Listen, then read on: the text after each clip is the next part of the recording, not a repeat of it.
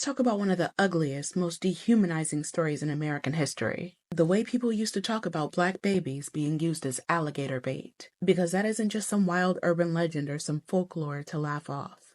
It's a window into just how little black life was valued. And honestly, when I heard about Alligator Alcatraz in Florida, that's exactly where my mind went. And based on my DMs and y'all's comments, I know I'm not the only one.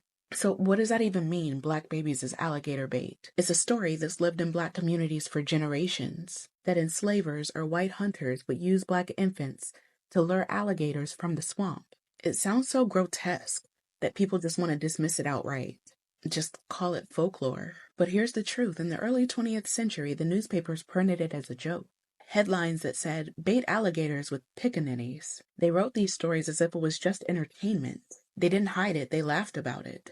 They printed it because they knew that white readers would find it funny.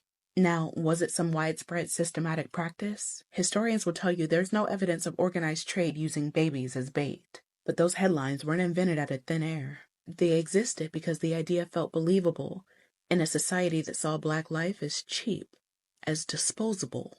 Because they thought so little of black children that feeding them to animals seemed normal enough to print and sell. And it didn't stop there, it became a part of Jim Crow culture. Postcards, cartoons, images of black kids chased by alligators, sold in tourist shops. It wasn't hidden, it was marketed.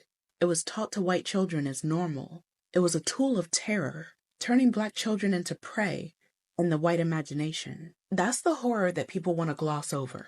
Not just the violence itself, but the normalization of it. The fact that you could put it on a postcard, sell it as a joke, make it a part of the culture, because black life was just that cheap. So yeah, when I hear about Alligator Alcatraz, even if it's a migrant detention camp in 2025, built in the Florida swamps to scare people from escaping, of course that name hits a nerve, because it shows just how comfortable this country still is, using the name of wildlife in cages and fear to dehumanize people. It doesn't even have to intend that history to bring it back for those of us who know it. Because we remember what that alligator imagery used to mean.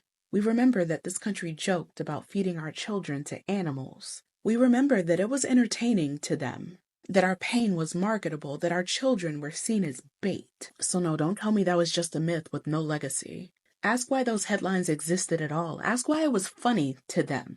Because it tells you exactly how they saw us. Not as humans, not as children, but as disposable. And that mindset, it isn't gone. It just learned how to hide better. It just finds new targets. And if we don't say that out loud, they're just going to keep pretending that it never happened.